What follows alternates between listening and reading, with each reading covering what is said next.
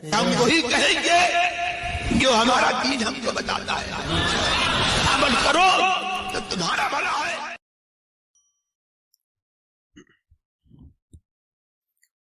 السلام علیکم ورحمۃ اللہ وبرکاتہ۔ الحمد للہ رب العالمین، والصلاة والسلام على من كان نبيا وآدم بين الماء والطين، وعلى آله وأصحابه وأزواجه وأهل بيته أجمعين، أما بعد فأعوذ بالله من الشيطان الرجيم، بسم الله الرحمن الرحيم۔ قد كانت لكم أسوة حسنة في إبراهيم والذين معه، صدق الله مولانا العظيم، وصدق رسوله النبي الأمين المتين الكريم، ونحن على ذلك لمن الشاهدين والشاكرين، والحمد لله رب العالمين۔ حصول برکت کے لیے حضور اکرم سید عالم نور مجسم ارواحنا فدا محمد رسول اللہ صلی اللہ تعالی علیہ وسلم کی پر نور بارگاہ میں درود و سلام کا ہدیہ پیش کر لیجیے۔ اللہم صلی علی سیدنا و شفیعنا و حبیبنا و مولانا محمد وبارک وسلم، صلاۃ و سلام علیک یا رسول اللہ صلی اللہ تعالی علیہ وسلم۔ سنت ابراہیمی ادا ہو رہی ہے، قربانی کا موسم ہے، اور لوگ اپنے اپنے جانوروں کو رائے مولا میں قربان کرنے کا سلسلہ جاری رکھے ہوئے ہیں۔ آج میں اس قربانی کے موسم میں ایک کرنٹ ایشو کی طرف آپ کی توجہ دلا کر اسوہ ابراہیمی علیہ الصلاۃ والسلام آپ کے دلوں کے اندر نقش کرنے کی ایک ادنا کوشش کروں گا، اس امید پر کہ ہمارا ذہن بدلے، ہماری فکر بدلے، ہمارے خیالات کے اندر تبدیلی آئے۔ اللہ تبارک و تعالی قادر مطلق ہے، اللہ تبارک و تعالی سب کچھ کر سکتا ہے۔ وہ ہاتھیوں کو ابابیلوں سے مروا سکتا ہے، اور نمرود جیسے جابر اور ظالم کو مچھر سے مروا سکتا ہے۔ اللہ تبارک و تعالی فرعون جیسے خدائی کا دعویٰ کرنے والے کو چند ڈبکیوں کے اندر رائے راست پہ آنے کی طرف اس کی آواز کو بلند کر سکتا ہے کہ اب میں موسیٰ اور ہارون کے رب پر ایمان لایا۔ وہ شداد کو اس کی جنت میں داخل ہونے سے پہلے موت کے گھاٹ اتروا سکتا ہے۔ وہ رب چاہے تو قارون کو اس کے خزانوں سمیت زمین کے اندر دھسا سکتا ہے۔ پروردگار عالم ان اللہ علی کل شیء قدیر ہے، وہ سب کچھ کر سکتا ہے۔ قوموں کی تاریخ پڑھ کے دیکھیں، جن قوموں کو اپنی طاقت پر، اپنے مال پر، اور نہ جانے کن کن اپنے روب و دبدبا پر ناز اور فخر تھا، اللہ تبارک و تعالیٰ نے ان کی ہستیوں کو مٹا دیا، اور اس قدر مٹا دیا کہ ان کے نشان بھی باقی نہیں رہ گئے۔ اور اللہ تبارک و تعالیٰ سب کچھ کر سکتا ہے۔ قرامطہ نے جب حملہ کیا تھا خانہ کعبہ پر، اور ایک قرامتی جب چڑھ گیا خانہ کعبہ کی چھت پر اور سونے کا پرنالہ میزاب رحمت اتارنے لگا، محمد بن ربی کہتے ہیں میں نے رب کی بارگاہ میں ہاتھ اٹھا کے عرض کیا مولا تو کتنا حلیم ہے، تیرے گھر کو اس طرح سے توڑا جا رہا ہے۔ کہتے ہیں میری زبان سے یہ چند جملے نکلے تھے، وہ قرامتی دھڑام سے نیچے آ کر کے گرتا، وہ مر جاتا ہے۔ اللہ تبارک و تعالیٰ سب کچھ کر سکتا ہے، لیکن آپ سیرت پڑھ کے دیکھیں، تاریخ پڑھ کے دیکھیں۔ حضرت ابراہیم علیہ السلام اللہ کے خلیل ہیں، میرے آقا صلی اللہ تعالی علیہ وسلم اللہ کے حبیب ہیں۔ خلیل کا مقام کتنا بلند ہے اور حبیب کا مقام کتنا بلند ہے، یہ ہر کوئی جانتا ہے، اور جو نہیں جانتا ہے اس کو بھی جان لینا چاہیے کہ اللہ تبارک و تعالیٰ نے اپنے حبیب کو کتنا بڑا مقام عطا فرمایا۔ ساری کائنات رب نے اپنے حبیب کے صدقے میں پیدا فرمائی، اور خلیل کا مقام یہ ہے کہ اللہ تبارک و تعالیٰ نے بے شمار انبیاء کرام کا باپ بننے کا شرف حضرت ابراہیم علیہ السلام کو عطا فرمایا.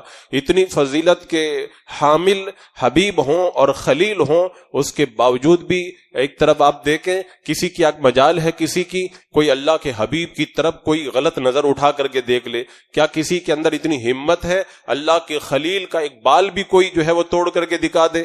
اتنا اللہ تبارک و تعالیٰ نے ان کو مقام اور رتبہ عطا فرمایا. ایک طرف تو یہ مقام اور یہ عظمت ہے، اور دوسری طرف آپ سیرت پڑھ کے دیکھیں، تاریخ پڑھ کے دیکھیں، تذکرہ پڑھ کے دیکھیں، اللہ کے رسول علیہ السلام کے حبیب ہونے کے باوجود بھی آپ پر کتنے ظلم و ستم کے پہاڑ توڑے گئے، کتنے مظالم ہوئے، آپ کے اوپر تالیاں بجائی گئی، گالیاں دی گئی، راہوں میں کانٹے بچھائے گئے، پتھر برسائے گئے، گھروں کے اندر کچرا ڈالا گیا، حرم شریف کے اندر گلے کے اندر فندہ ڈال کر کے آپ کے گلے کو دبایا گیا، طائف کے میدان کے اندر اللہ کے رسول علیہ السلام پر پتھر برسائے گئے، معاذ اللہ آپ کو جادوگر کہا گیا، شاعر کہا گیا، دیوانہ کہا گیا، اور احد کے میدان کے اندر آپ کے چہرہ انور کو زخمی کیا گیا، کیا کیا نہیں ستایا گیا. ادھر خلیل کا عالم دیکھیں، اللہ کے خلیل ہونے کے باوجود بھی انہیں آگ کے اندر ڈالا گیا، ان کو جو ہے وہ مارنے کی دھمکی دی گئی اور انہیں وطن سے نکلنے پر مجبور کیا گیا. اللہ کے حبیب کا مقام بڑا بلند ہے، اللہ کے خلیل کا مقام بڑا بلند ہے. اللہ سب کچھ کر سکتا ہے، کسی کی مجال نہیں ہے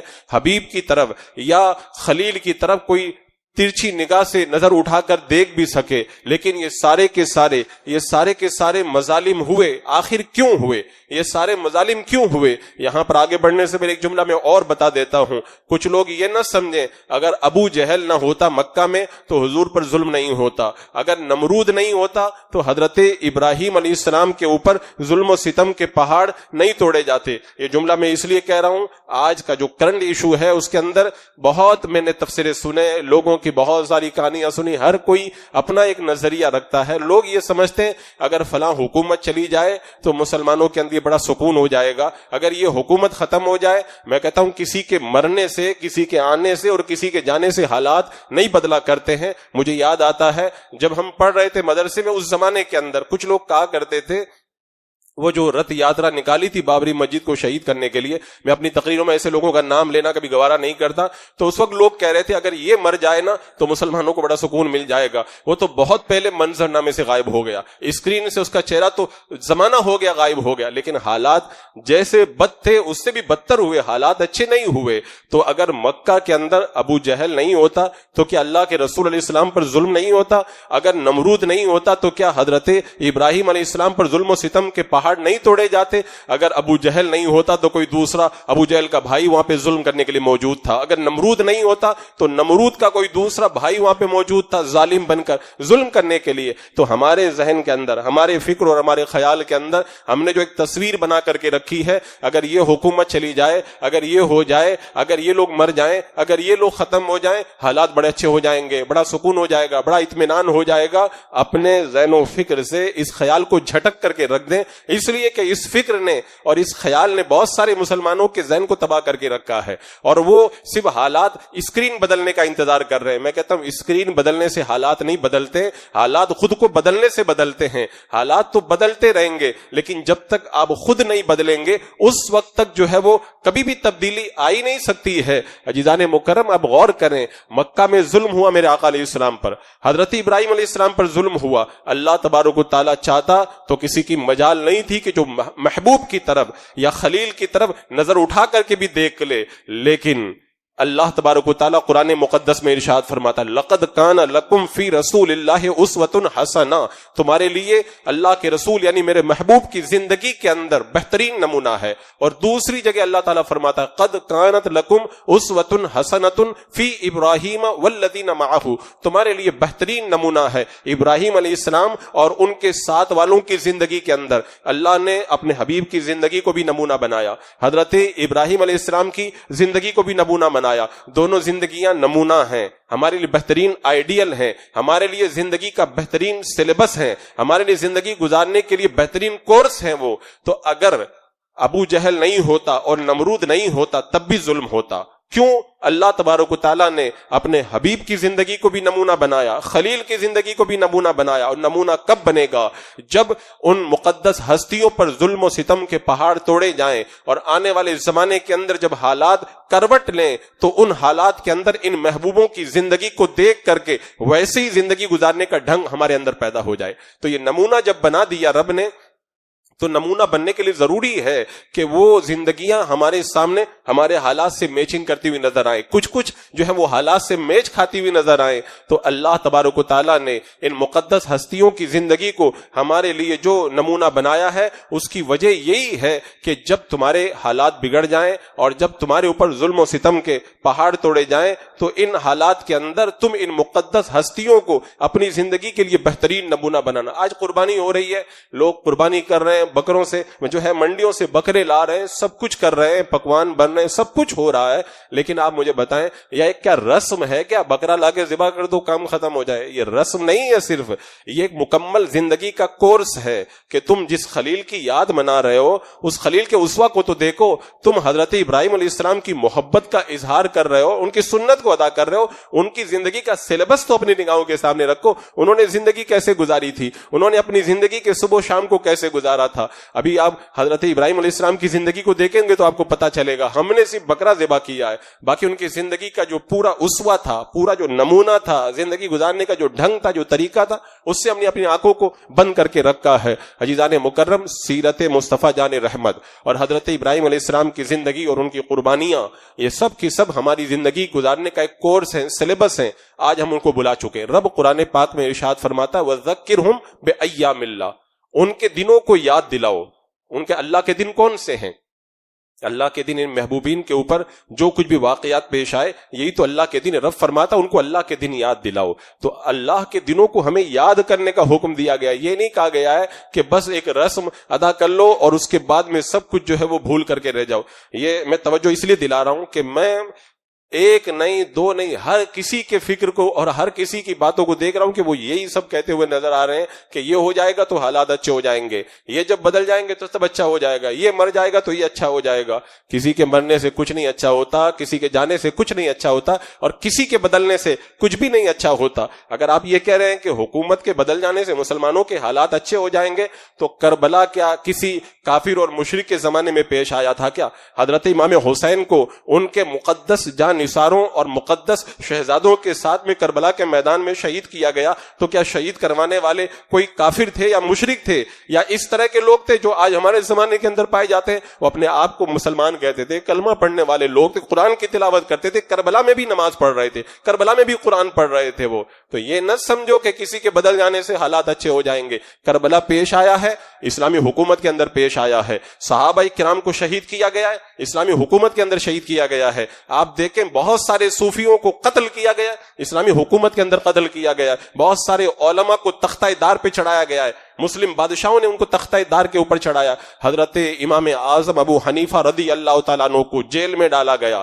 اور اس کے بعد میں کوڑے برسائے گئے، آپ کی ایڑیوں پر خون ٹپکنے لگا اور پھر اخیر کے اندر زہر کا پیالہ دے کر کے شہید کر دیا گیا۔ وہ کوئی کافر نہیں تھا، وہ مسلمان بادشاہ تھا۔ حضرت امام احمد بن حنبل رضی اللہ تعالیٰ عنہ پر ایسے کوڑے لگائے گئے، اگر ہاتھی پہ لگائے جاتے تو ہاتھی بھی ہل جاتا، وہ لگانے والے بھی اپنے آپ کو مسلمان کہنے والے لوگ تھے۔ حضرت امام شافعی رحمۃ اللہ تعالیٰ علیہ کو مارا گیا، سر کو زخمی کیا گیا، بیمار ہوئے اور زخموں کی تاب نہ لا کر گئے، شہید ہو گئے۔ وہ بھی کسی کافر حکومت میں نہیں، اسلامی حکومت کے اندر ہوا ہے۔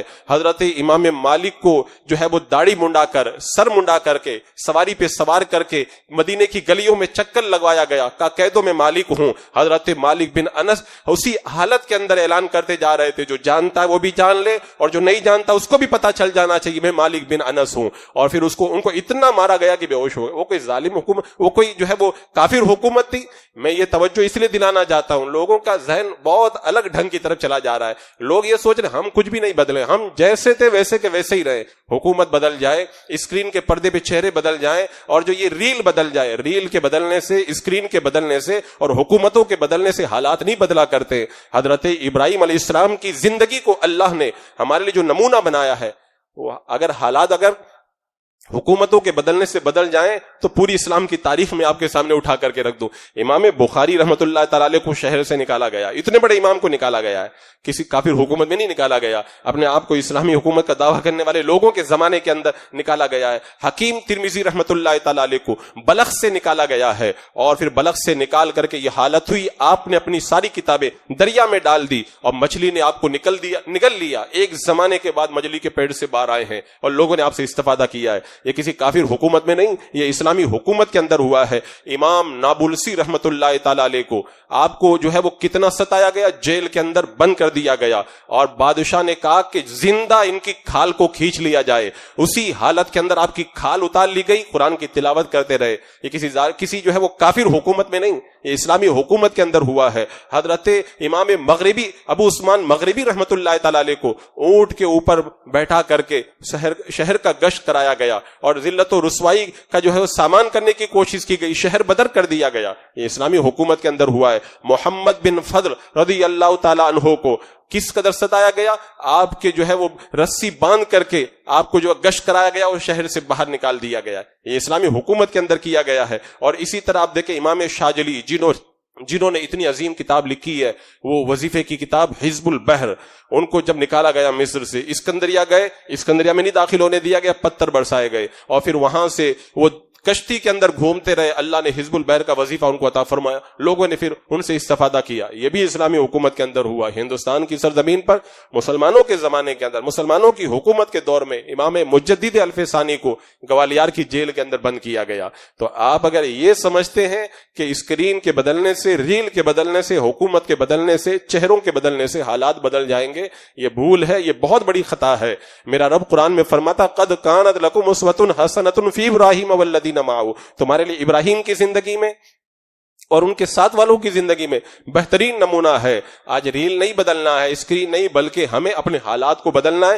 یہ ہمیں قرآن و سنت کی روشنی کے اندر یہ درس ہمیں دیا جاتا ہے. اور میں پھر ایک بار یہ کہتا ہوں, کسی کے مرنے سے کچھ ہوتا نہیں ہے, کسی کے چلے جانے سے کچھ بدلتا نہیں ہے, اور کسی کے آنے جانے سے کوئی فرق نہیں پڑتا. حالات تو کبھی اچھے تھے ہی نہیں. میں صرف 1400 سال کی تاریخ کی بات نہیں کر رہا ہوں, میں حضرت آدم علیہ السلام سے لے کر کے آج تک کی بات کر رہا ہوں. مسلمانوں کے لیے حالات کب اچھے رہے, کلمہ حق بیان کرنا کب آسان رہا. کیا حضرت نوح علیہ السلام کے زمانے میں حالات اچھے تھے؟ ان کے اوپر کتنے مظالم توڑے گئے, اتنا مارتے تھے کہ مار مار کے بے ہوش کر دیا جاتا تھا اور گھر میں چٹائی میں لپیٹ کر کے پھینک دیا جاتا تھا. حضرت یحییٰ علیہ السلام کو رب نے سید کہا, قرآن کے اندر سردار فرمایا, لیکن ان کو آرا رکھ کر کے چیر دیا گیا. اللہ کے نبی ہیں وہ, اللہ کے نبی, ان کو آرا رکھ کے چیر دیا گیا. حالات کہاں اس وقت میں حالات اچھے تھے. حالات تو بنتے رہتے ہیں اور بگڑتے رہتے ہیں.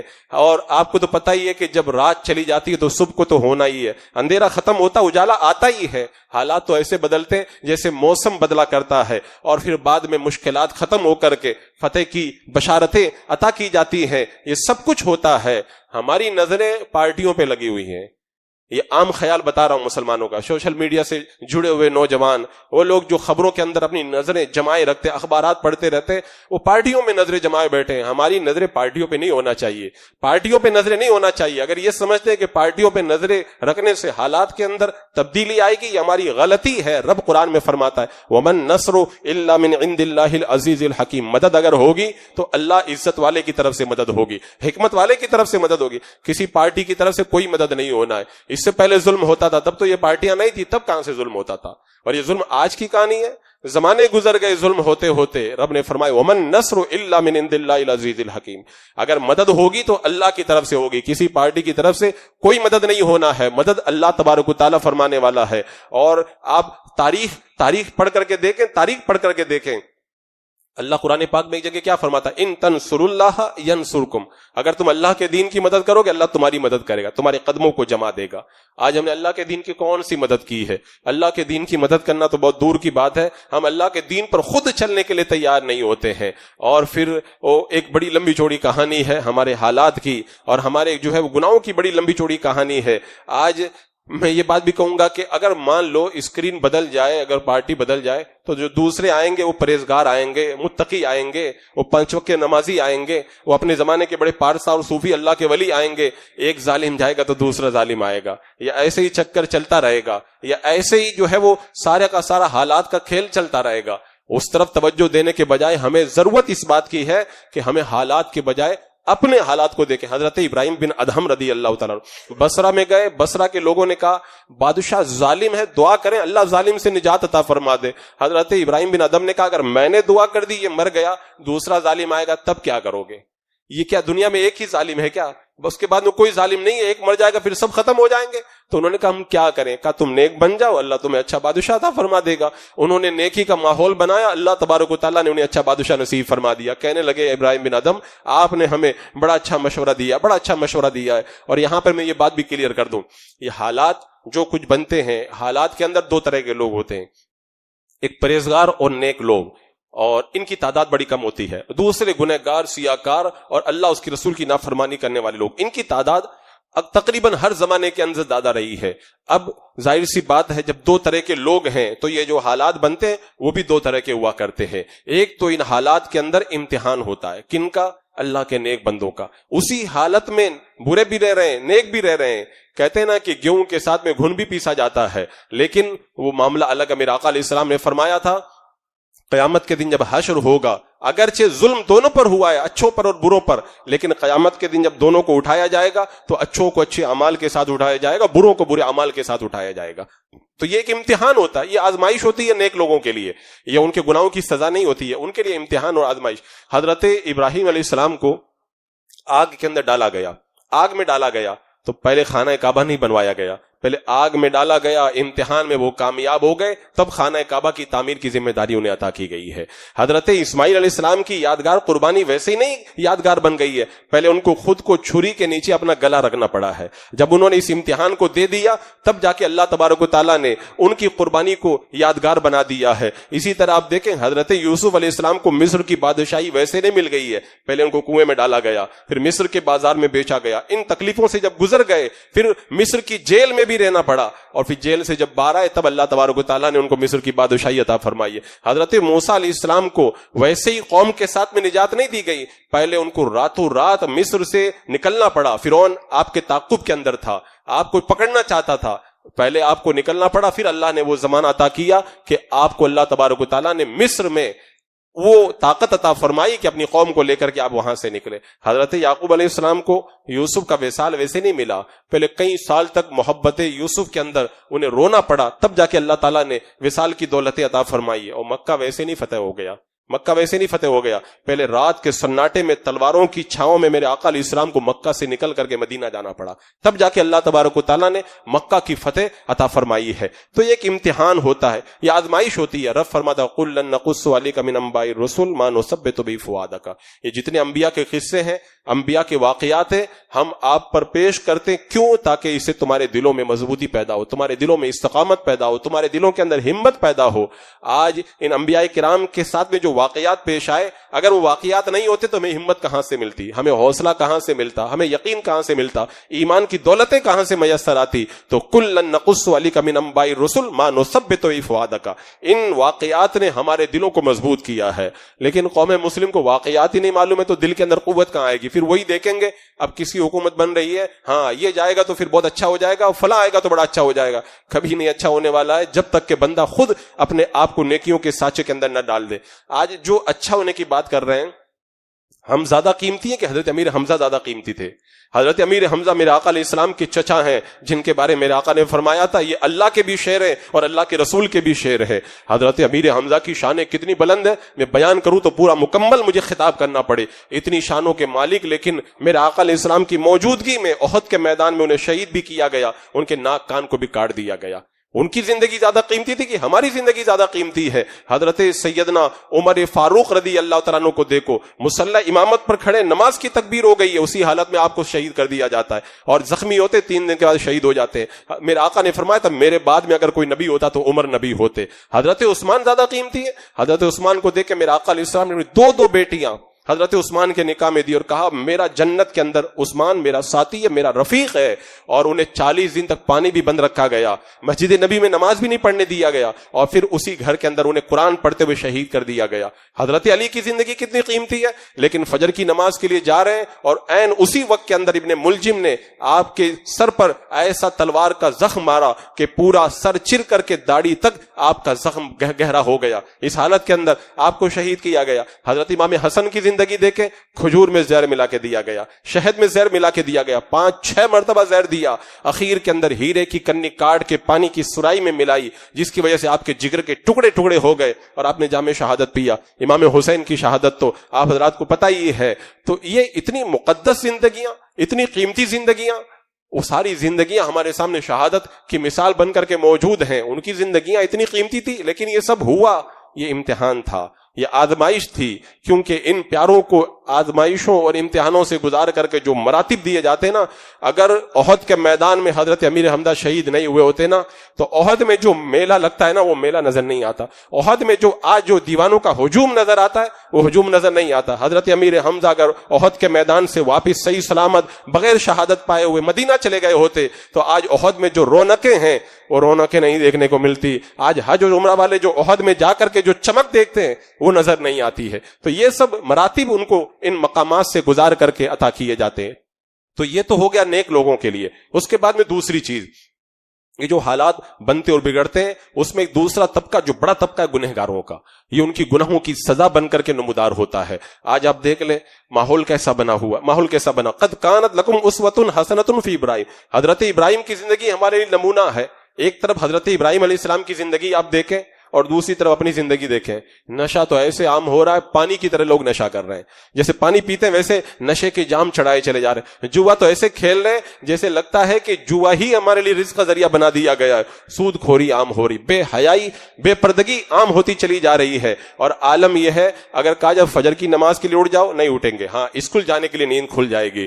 آپ جن لوگوں کو فجر کی نماز کی دعوت دیتے ہیں، کہتے ہیں نیند نہیں کھلتی ہے، فجر کے بعد میں دیکھو تو وہ لوگ موبائل پہ آن لائن نظر آتے ہیں۔ یہ حالات ہے کہ تو بیٹھ کر کے پانی پیو تو کہتے ہیں بیٹھ کے پانی پینا سمجھ میں نہیں آتا، اور وہی جو ہے گھنٹوں کھڑے رہ کر کے فلم دیکھتے ہوئے نظر آتے ہیں۔ اگر کہا جائے کہ سنت کے مطابق کپڑا پہنو تو نہیں سمجھ میں آتا، اور پیٹ پھاڑ کر کے پہنتے ہیں تو ان کو بڑا اچھا لگتا ہے کہ ہم لوگ جو ہے وہ بہت بڑا کام کر رہے ہیں، ہم اپنے بچوں کو ڈاکٹر بناتے ہیں، انجینئر بناتے ہیں، یہ بناتے وہ بناتے، لیکن نمازی ہم اپنے بچوں کو نہیں بناتے۔ یہ حالات ہے۔ اخبار پڑھ لیں گے، واٹس ایپ پہ، ٹیلی گرام پہ، فیس بک پہ میسج پڑھ لیں گے، لیکن قرآن کی تلاوت کرتے ہوئے ہم نہیں نظر آتے۔ نیٹ پر ہمارے پاس ٹائم بہت ملتا ہے، لیکن ہمیں دینی کاموں کے لیے ہمیں ٹائم نظر نہیں آتا۔ یہ ہمارا اسوہ، یہ ہماری زندگی، یہ ہماری زندگی گزارنے کا ڈھنگ۔ اور ادھر حضرت ابراہیم علیہ السلام کو دیکھے، اللہ نے نمونہ بنایا ان کی زندگی کو، ان کے نام سے قربانی کر رہے ہیں۔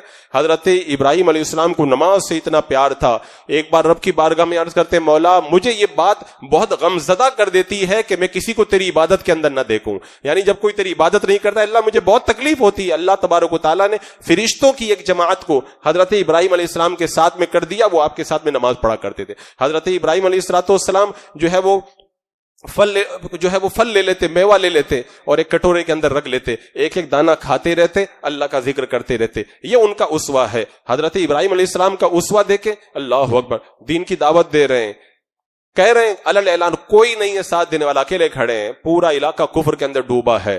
اور معلوم ہے دھمکی کیسے دی جاتی ہے، لئن لم تنتهِ لأرجمنک، اگر تم نے دین کی دعوت دینا بند نہیں کیا تو ابراہیم پتھر مار مار کے ہم تمہیں ہلاک کر دیں گے۔ لیکن خاموش نہیں ہوتے اور صاف صاف کہتے ہیں میری قوم میں دیکھ رہا ہوں تم سب کے سب گمراہ ہو، سب کے سب گمراہ ہو۔ یہ حضرت ابراہیم علیہ السلام کا اسوہ ہے۔ حضرت ابراہیم علیہ السلام کا اسوہ آپ دیکھیں، جب حضرت ابراہیم علیہ السلام کو لمبے زمانے تک اولاد نہیں ہوئی تب بھی کیا کہا، وَمَن يَقْنَطُ مِن رَحْمَةِ رَبِّهِ إِلَّا الضَّالُّونَ، اللہ کی رحمت سے جو نا امید ہوتا ہے وہ گمراہ ہوتا ہے۔ ایمان والا کبھی اللہ کی رحمت سے کبھی نا امید نہیں ہوتا ہے۔ یہ حضرت ابراہیم علیہ السلام کا اسوہ ہے۔ توکل دیکھیں، آگ میں جا رہے ہیں، کیا کہہ رہے ہیں، حسبی اللہ و نعم الوکیل۔ جبریل علیہ السلام آ گئے، بولے آپ کو آگ میں ڈالا جا رہا ہے، کوئی کام ہو تو بتاؤ۔ بولے اللہ کو معلوم ہے، کہ میں اللہ کی بارگاہ میں عرض کر دوں کہ اللہ میری حالت کو جانتا، اتنا ہی میرے لیے کافی ہے۔ اور پھر آگ کے اندر جانا بھی گوار۔ یہ توکل ان کا، اللہ تبارک و تعالیٰ کی ذات کے اوپر ان کا بھروسہ اور جذبہ یہ ہے اللہ کی محبت میں جان قربان کی، اولاد کو قربان کیا، وطن کو قربان کیا، رشتہ داروں کو قربان کیا، مال کو قربان کیا، سب کچھ قربان کیا. اور رب قرآن میں فرماتا ہے کہ وَإِذِ ابْتَلَىٰ إِبْرَاهِيمَ رَبُّهُ بِكَلِمَاتٍ فَأَتَمَّهُنَّ، اللہ تبارک و تعالیٰ نے چند کلمات کے ذریعے ابراہیم کا امتحان لیا. ابراہیم امتحان کے اندر کامیاب ہو گئے. وہ ہر امتحان سے کامیابی اور کامرانی کے ساتھ گزرے. اور جب رب کی بارگاہ میں ہاتھ اٹھائے نا حضرت ابراہیم علیہ السلام نے، دعا کے لیے ہاتھ اٹھائے، تو یہ نہیں دعا کی اللہ میری اولاد کو ایک فلیٹ دے دے، ان کو ایک بنگلہ دے دے، وہ دے دے. حضرت ابراہیم علیہ السلام نے دعا کی رب اجعلنی مقیم الصلاۃ ومن ذریتی، اے اللہ مجھے بھی نمازی بنا دے، رب اجعلنی مقیم الصلاۃ ومن ذریتی، اور میری اولاد کو بھی نمازی بنا دے. اتنا بڑا اللہ کا خلیل جو دعا کرے اللہ قبول فرمائے. دعا کے لیے ہاتھ اٹھ رہے ہیں تو کیا ہاتھ اٹھ رہے ہیں؟ رب اجعلنی مقیم الصلاۃ ومن ذریتی، اے اللہ مجھے بھی نمازی قائم کرنے والا بنا اور میری اولاد کو بھی نماز کے اوپر قائم رہنے والا بنا. اور حضرت ابراہیم علیہ السلام کی پوری زندگی دیکھیں، پورا اسوہ دیکھیں. آج ان کی یاد ہم منا رہے ہیں، ان کی یاد منا رہے ہیں. آپ جا کے دیکھ لیں، منڈیوں کے اندر بکرے تو بہت ملیں گے، لیکن ان بکروں کے درمیان میں قربانی کے وقت میں حضرت ابراہیم علیہ السلام کے دل میں جو تقویٰ تھا وہ تقویٰ آج نظر نہیں آتا ہے. آج قربانی ہو گئی، ہر طرح کا ڈش بن رہا ہے، ہر طرح کا پکوان بن رہا ہے، لیکن جس جذبے کے ساتھ میں حضرت ابراہیم علیہ السلام نے قربانی کی تھی، وہ پکوان کھاتے وقت میں، قربانی کا لطف اٹھاتے وقت میں کوئی بھی حضرت ابراہیم علیہ السلام کے اس عشق کو نہیں یاد کرتا ہے کہ کس عشق کے اندر انہوں نے قربانی کی تھی. آج بکروں کی خریداری کرنے والے فون پہ فون کر رہے ہیں، اس کے گانٹ ہے قربانی کریں کہ نہ کریں، اس کو لنگڑا کے چل رہا ہے قربانی کریں کہ نہ کریں، یہ جو ہے وہ اس کا کان کٹا ہوا ہے، اس کا دانت ٹوٹا ہوا ہے. ایک جانور خریدنے گئے ہیں اور اتنے عیب کی جانچ اور چھان بین کر رہے ہیں، اور کرنا بھی چاہیے، نہیں تو قربانی صحیح بھی نہیں ہوگی، ایسا بھی ہو سکتا ہے. لیکن جانور کی عیب کی اتنی چھان بین کرنے والے، خود قربانی کرنے والے اپنے عیبوں کو بھول جاتے ہیں. ان کو خود کو نہیں پتا رہتا کہ ہمارے اندر کتنے عیب ہیں، ہم کتنے عیبوں کے اندر ڈوبے. ایک جانور کو قربان کر رہے ہو تو سارے عیبوں کو ٹٹول کر کے دیکھ رہے ہو. کبھی اپنے اندر بھی تو ٹٹول کے دیکھنا چاہیے، میرے اندر کتنے عیب ہیں، میں کتنا جو ہے وہ گناہوں میں لتڑا ہوا ہوں، میں کتنا اسوہ ابراہیمی سے اور حضرت ابراہیم علیہ السلام کی سنتوں سے میں خود کتنا دور ہوں. آج ہم حضرت ابراہیم علیہ السلام کی یاد منا رہے ہیں، لیکن جس انداز کے اندر منانا چاہیے ابھی ہم اس سے بہت دور ہیں. تو میں یہ عرض کر رہا تھا کہ یہ جو حالات بنتے ہیں نا، نیکوں کے لیے الگ وجہ سے بنتے ہیں اور گنہ گاروں کے لیے الگ وجہ سے بنتے ہیں. آج گناہوں کا ماحول جس طریقے سے بپا ہے نا، صحیح معنوں میں اگر دیکھا جائے نا، وہ جو حدیث پاک میں آتا ہے روزانہ سمندر رب کی بارگاہ میں 2 مرتبہ عرض کرتا ہے اللہ مجھے اجازت دے دے جو نافرمان لوگ ہیں ان کو میں ہلاک کر دوں. اللہ تبارک و تعالیٰ اجازت نہیں دیتا. اگر رب ایک بار اجازت دے دینا تو بمبئی کی سرزمین تو جو پانی کے درمیان ہے ایک بندہ زندہ نظر نہیں آئے گا. طوفان نوح آیا تھا، زمین بھری ہوئی تھی، طوفان گزرنے کے بعد میں کشتی نوح کے علاوہ کوئی زندہ نظر نہیں آتا تھا، کوئی ذی روح نظر نہیں آتا تھا. روزانہ سمندر رب کی بارگاہ میں کہتا مولا گناہوں کی وجہ سے میرا سینہ تپ رہا ہے، تو مجھے اجازت دے دے میں لوگوں کو ہلاک کر دوں. رب اذن نہیں دیتا. اگر رب اذن دے تو کیا ہوگا؟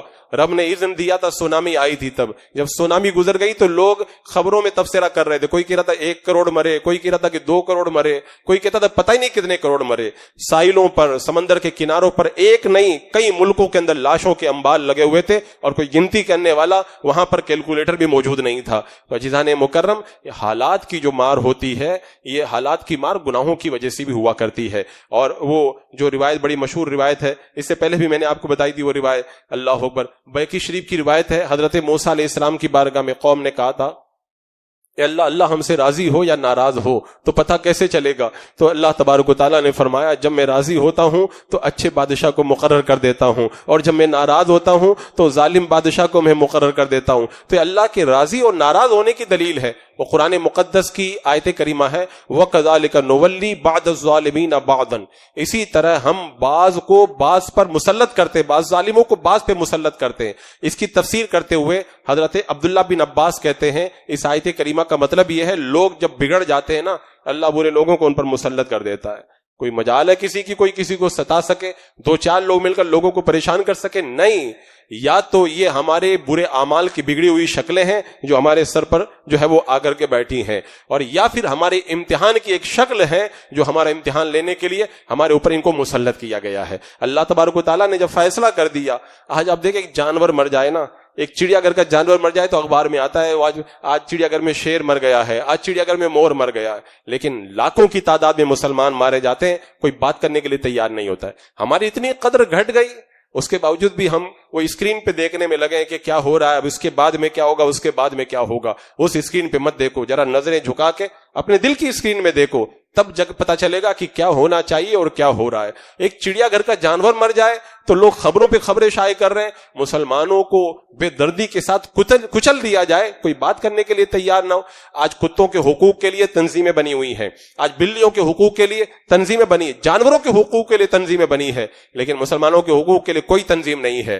کیوں تنظیم بنے گی؟ مسلمانوں کے جو حقوق جو تلف ہو رہے ہیں وہ ان کی بدعملیوں کی وجہ سے ہو رہے ہیں. تو جو اپنے حقوق کی لڑائی لڑنا چاہیے وہ خود ہی گناہوں کے اندر لتڑا ہوا ہے، تو پھر حالات جو ہے وہ اس کے لیے کیسے درست ہوں گے اور وہ حالات کی مار سے کیسے نکلتا ہوا نظر آئے گا. عزیزان مکرم، روایات اس سلسلے کے اندر بے شمار ہیں. حضرت امام اعمش نے بھی فرمایا تھا وَكَذَلِكَ نُوَلِّي بَعْضَ الظَّالِمِينَ بَعْضًا. اللہ ظالموں کو بعض پر جو مسلط کرتا ہے نا، وہ بدعملیوں کی وجہ سے اللہ تبارک و تعالیٰ مسلط فرمایا کرتا ہے. اور آج کتنی چیزیں ہماری نگاہوں کے سامنے، کتنی چیزیں ہماری نگاہوں کے سامنے. اگر ایک پولیس آفیسر آ جائے نا، سب جی کرنے لگ جاتے ہیں، لیکن دین کی بات کوئی بتائے نا، کوئی جی کرنے کے لیے تیار نہیں ہوتا، کوئی جی کرنے کے لیے تیار نہیں. یہ ہمارا مزاج بن گیا. دنیا داروں کے سامنے سر ہلانے والے خدا کی بارگاہ میں سر جھکانے کے لیے بھی تیار نہیں ہے. جنازے کی نماز کے لیے ایک ملک سے دوسرے ملک سے آ جانے والے اپنے محلے کی مسجد میں آ کے سر جھکانے کے لیے آمادہ نہیں ہوتے ہیں.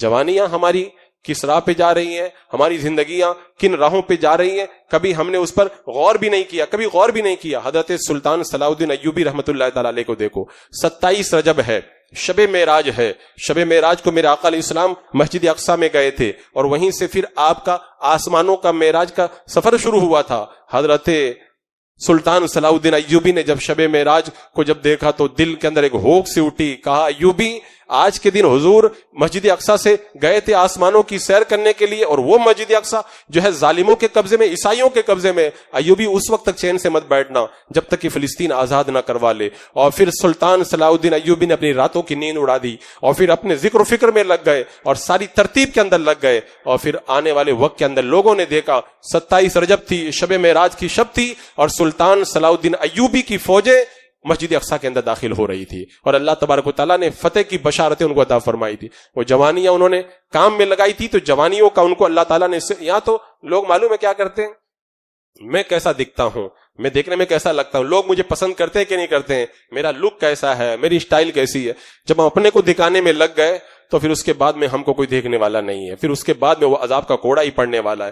اگر ہم اپنے کو دکھانے میں نہ لگتے نا، اللہ کو راضی کرنے میں لگ جاتے، لوگ راضی ہو جائیں، یہ ہمارا مزاج بنا ہوا ہے.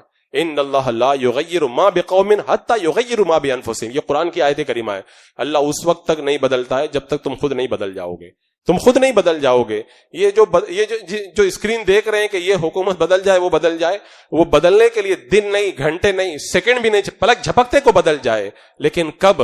جبکہ وہ قرآن کی اس آیت پہ عمل کیا جائے. ان اللہ لا یغیر ما بقوم حتی یغیروا ما بانفسہم. تم اپنے آپ کو بدل لو، اللہ قوم کو بدل کر کے رکھ دے گا. یہ قرآن کی آیت کا مفہوم ہے، لیکن ہم اس مفہوم سے آنکھیں چرا رہے ہیں اور سوچ رہے ہیں کہ نہیں، ہم تو جیسے ہیں ویسے ہی رہے، باہر کا سب کچھ بدل جائے. ستر مرغ کی طرح اگر کوئی اپنی گردن کو نیچے چھپا کر کے رکھ لے اور وہ یہ سمجھے کہ میں کسی کو نہیں دیکھ رہا ہوں تو کوئی مجھے بھی نہیں دیکھ رہا ہے، یہ اس جانور کی بھول ہے. اور وہی بھول آج ہم کر رہے ہیں. ہم سوچ رہے ہیں حالات سے آنکھیں چرا کر کے ہم جو ہے وہ اپنی من مرضی کے مطابق زندگی گزاریں اور اس کے باوجود ہمارے لیے حالات بدل جائیں گے. میں کہتا ہوں حالات بدل جائیں گے بعد میں، پہلے ہم بدل جائیں گے. یہ اس آیت کریمہ کا مفہوم ہے. پہلے تبدیلی اندر سے آتی ہے، باہر سے باہر. طوفان جب اٹھتا ہے تو پہلے اندر اس کے لیے لاوا تیار ہوتا ہے. جب اندر سے جب ماحول بنتا ہے تب جا کر کے طوفان باہر آیا کرتا ہے. آج ہمارے اندر جو طوفان ہونا چاہیے وہ ہے ہی نہیں. ہمارے اندر جو جذبات ہونا چاہیے وہ جذبات ہے ہی نہیں. لقد کان لکم فی رسول اللہ اسوۃ حسنہ، میرے محبوب کی زندگی تمہارے لیے نمونہ. قد کانت لکم اسوۃ حسنۃ فی ابراہیم، ابراہیم کی زندگی تمہارے لیے نمونہ. آج ہم نے نہ خلیل کی زندگی پہ عمل کیا، نہ حبیب کی زندگی پہ عمل کیا. ہم نے اگر عمل کیا ہے تو اسکرین کے پردے پر آنے والی ان ننگی عورتوں کے کردار پہ عمل کیا ہے، اور ہیرو بن کر کے ناچنے والے ان نچنیوں کے کردار پہ ہم نے عمل کیا ہے. اور جب قومیں گندے لوگوں کے پیچھے چلتی ہیں تو پھر ان کو گندگی کے حوالے ہی کیا جاتا ہے. ان کے لیے اجالے نہیں ہوا کرتے. اندھیروں میں پڑنے والے لوگ اجالوں کے اندر روشنی کبھی نہیں دیکھا کرتے ہیں. عزیزان مکرم، آج وقت ہے، سنت ابراہیمی ادا کر رہے ہیں، ایک دم کرنٹ ایشو ہے اور بالکل جو ہے وہ سامنے کا ماحول ہے. ابھی آپ نے اپنے کتنے جانوروں کو قربان کیا ہوگا اور جا کے کتنے جانوروں کی آپ قربانی کریں گے، اس وقت یہ دماغ کے اندر رکھنا. یہ اسوہ ابراہیمی پہ عمل کر رہا ہوں، حضرت ابراہیم کی سنت پہ، تو وہاں پہ یہ بھی یاد رکھنا صرف یہی سنت نہیں ہے، ابراہیم علیہ السلام کی اور بھی سنتیں ہیں، اور رب نے کہا ہے کہ قد کانت لکم اسوۃ حسنۃ فی ابراہیم، میرے خلیل کی سنتوں کو اپناؤ اور میرے خلیل کی زندگی کو نمونہ بناؤ۔ اور ایک بات میں یہاں پہ یہ بھی کہوں گا، یہ آیت کریمہ میں نے آدھی پڑھی ہے، آگے والی آیت پڑھو، رب نے کیا فرمایا؟ ابراہیم اور ان کے ساتھ والے ان کی زندگی میں تمہارے نمونہ ہے جب انہوں نے ہر طرح کے باطل سے برات کا اظہار کیا تھا کہ ہم باطل سے بالکل بری ہیں، یہ اس آیت کریمہ میں نمونہ بنا کے بیان۔ اور آج ہم کسی باطل سے بری ہونے کے لیے تیار نہیں ہے، ہم تو چاہتے ہیں باطل آئے تب بھی واہ واہ، اگر کوئی شیطان قسم کا آدمی آ جائے تب بھی واہ واہ، اور کوئی بھی ہم سے مل جائے، ہم سے مصافحہ کرے، ہم سے ملاقات کرے، ہماری دعوتیں کھائے، ہمارے دل سے آ کر کے لگ جائے، تو پھر یہ کہاں ہے اسوہ ابراہیم؟ حضرت ابراہیم ان کے ساتھ والوں نے کہا تھا کہ ہمارا باطل سے کوئی تعلق نہیں، رب نے اس کو نمونہ بنا کے قرآن میں بیان فرما دیا، اور آج اسی اسوہ پہ عمل کرنے والے لوگ بالکل سب کچھ بھول کر کے باطل کے ساتھ میں ایسے بغلگیر ہو رہے ہیں جیسے ان کا جنم بالکل جو ہے بچپن کا ان کا یارانہ ہے، اور بچپن کی ان کی دوستی عزیزان مکرم، اچھوں کی دوستی اچھوں کے ساتھ میں انہیں جنت میں لے جاتی ہے، اور بروں کا ساتھ رہنے والا کبھی بھی فلاح نہیں پاتا، کامیابی سے ہمکنار نہیں ہوتا ہے۔ اللہ رب قدیر کی بارگاہ میں دعا کرو پروردگار عالم اسوہ حبیب اور اسوہ خلیل کے سانچے میں ڈھل کر کے ہمیں اپنی زندگیوں کو گزارنے کی توفیق عطا فرمائے، اپنی زندگی کی راہوں کو درست کرنے کی توفیق عطا فرمائے، تاکہ یہاں بھی کامیابی ہو وہاں بھی کامیابی ہو۔ استغفر اللہ ربی من کل ذنب واتوب الیہ۔ السلام علیکم۔